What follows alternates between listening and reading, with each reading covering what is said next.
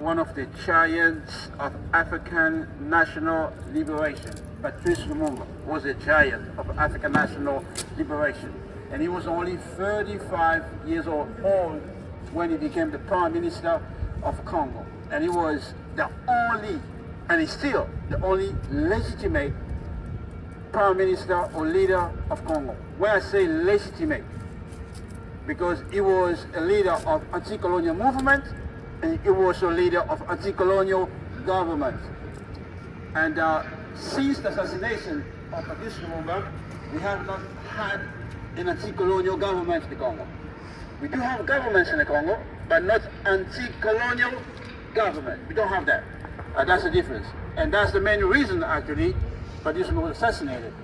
Because anti-colonial government means that you put in place policies to end the dependency of Congo and Africa on colonizers, to end the exploitation, the looting of Congo and Africa by the colonizers. You put in place an economy that feeds us, you put in place an economy that houses us, that builds houses, that builds schools, that industrialize Congo and all of Africa, so you build basically a future for the people of Africa. He was not given the opportunity to do that. He was attacked, as you know, by the United States government in alliance with the Belgian, the British, the French, you name it. They all came together to bring down the anti-colonial government of Patrice Lumumba. But we're here to tell the United States government that Patrice Lumumba cannot be killed. Because there's a saying that comes from Fred Hampton, a leader of the Black Panther Party, that was also assassinated by the United States government. You can kill a revolutionary, but you can't kill the revolution. Is that right? Yes. You can kill the revolutionary, but you can't kill the revolution. That's exactly what happened. They killed Patrice Lumumba, but the African revolution is still alive. He's still alive in the Burkina Faso today. Is that right? Yes. He's still alive in Mali today. So they failed, just like they are failing in Palestine, the same way. That's why we think it's important to be here to commemorate Patrice Lumumba. And Patrice Lumumba was a product of his time. What was the time of Patrice Lumumba? It was the time of the rise of anti-colonial struggles. You had a rise of anti-colonial struggle in Cuba, in Egypt, in Ghana, in Guinea, in Indonesia, basically the whole world in the 50s was under the grip of anti-colonial struggles. You have India who became independent, you have the Chinese Revolution and things like that that changed the world forever. And today you can speak about China, but everything comes back from that time. So today, what's really is important today for everybody who's here, that the struggle to free Africa is upon us today. We're not here just to commemorate Patrice Lumumba, but we're here to move forward. We're here today, the turnout is not what is expected, but work is going on all the time to win Africans to a new understanding. And we can say today we are in a better place. We are much clearer today than in the 60s. When I say we are much clearer today than in the 60s, we know why. One of the reasons is that the struggle in the Congo is a part of the struggle to free the whole Africa. That's one. The struggle in the Congo is the struggle to end what we refer to as colonial model production, colonial economy. And this is a critical point. And this is a point developed by the founder of the whole movement, Chairman of Malishela. And he's absolutely correct on that. What's the problem in the Congo? It's colonial mode of production. What do we mean by colonial mode of production? It means that for Apple to produce iPhones, there must be looting and genocide in the Congo. Is that right? Yes. Yes. For Microsoft and Samsung to produce their mobile phones, laptops, there must be looting, wars, and genocide in the Congo. This is a colonial mode of production. More than that, for the United States to exist as a country, there must be looting and genocide in the Americas. Is that right? Yes. That's colonial model production. For industrial or industrial revolution to take place in Britain a couple of centuries ago, there must be what? Looting and genocide in Africa. This is colonial mode of production. And we've been told for a long time in the Congo, what was the problem? Corruption. Corruption is just a symptom. Corruption is not the starting point, it's a symptom. The starting point is here, colonial mode of production. These are one of our main messages, colonial mode of production. We want the whole world to understand that. And the colonial mode of production is what you see in Palestine. What do you see in Palestine? Genocide.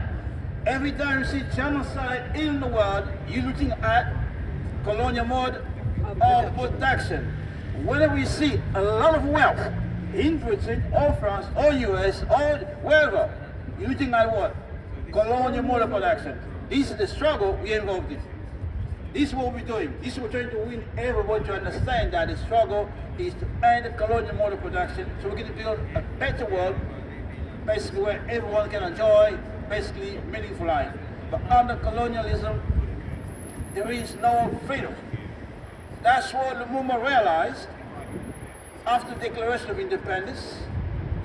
They said, you shouldn't say what you say. But did the press, did the leaders in the West speak about freedom of speech all the time? But that's what Lumumba did. That was the freedom of speech. They say, no, you can't have freedom of speech. But we just declare independence, which means we're free. How can we be free and not have the right to freedom of speech? Does that make sense? It didn't make sense. Because under colonialism, there is no free speech for oppressed, for colonized. You saw in Palestine, because that's a clear, recent example everyone can see. How many journalists did they kill in Palestine? Over 100 over 100 journalists. That is unbelievable, unheard of. Where is the freedom of speech? No, under colonialism, there is no freedom of speech. Malcolm X, he didn't kill anyone. Lumumba didn't kill anyone. Martin Luther King is presented as a peaceful man. He didn't kill anyone, but he was shot. Why? Freedom of speech. He criticized the United States government. And this is the right we have as colonized to criticize the colonizers. That's the right we have. No one can take that right from us. We have to criticize the colonized. We're going to tell the truth to the colonized and to the citizens of the colonizer themselves, so they know what the truth is. Because the press in the West cannot speak the truth. Because the colonizers can't speak the truth. And that's the reality. That's why we have to speak for ourselves. That's one of the reasons Lumumba was so significant. And Lumumba was so significant because you all heard about this. He said it, that the wealth of Congo must benefit the people of Congo. What the Belgians did after the Declaration of Independence, they got all the bank accounts of the Congolese government frozen. So Lumumba did not have access to the money he needed to take care of the people. They froze all the accounts. That's what the Belgians did. And what they did, they brought money, hundreds of millions of cash.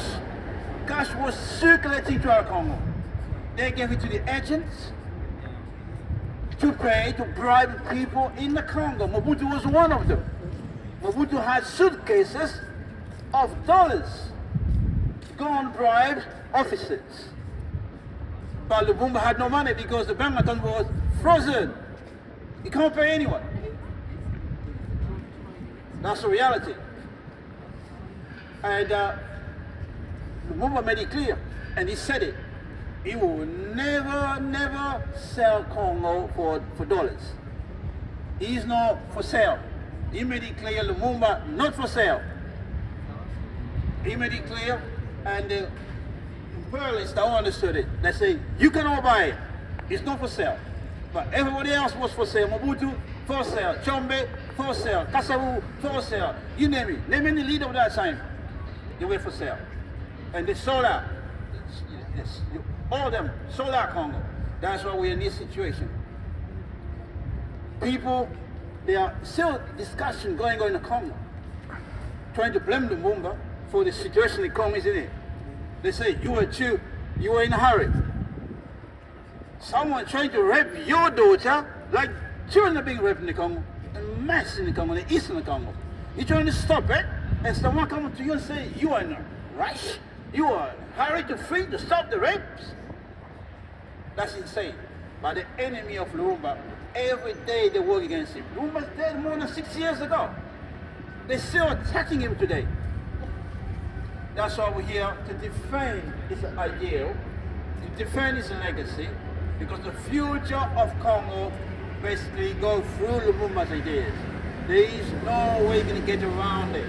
The future for Congo goes through what Lumumba laid out as the way forward.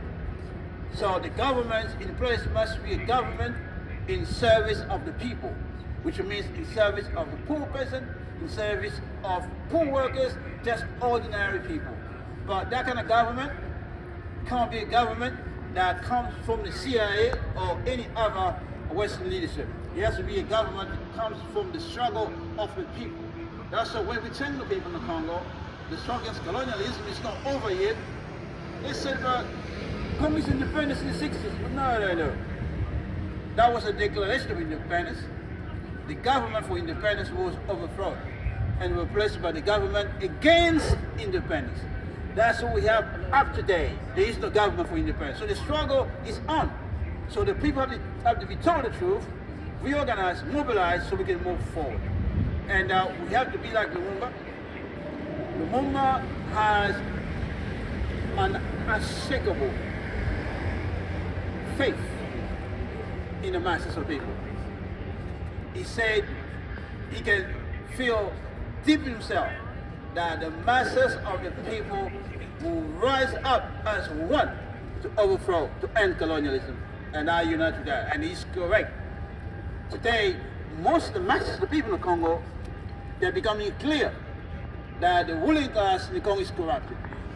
They might not move as people expect them to move, but they know the leadership there is not for them. They know it. But what is to be done is to organize from here, wherever we are, to organize for a new round of struggle. Nothing will be given to us without struggle. Everything requires really serious commitment for the people. I want to say one more thing. The United States government, to justify the murder of Patrice Lumumba, you know what they said? He was a communist. They say he worked for the Russians. So basically, they try to eliminate the idea that we are all liberators. Whenever we mobilize for our freedom, we didn't go to the Russians. Most of us didn't even know what the Russians were. We never met the Russians before, never seen them. So, if Lumumba was a communist, and they attacked him and killed him because he was a communist, it doesn't make sense. Because in France, the French communists were almost everywhere, running most of the towns in France. Why the United States government didn't go to France and kill all the communist leaders in France? Italy, communist leaders were in the government.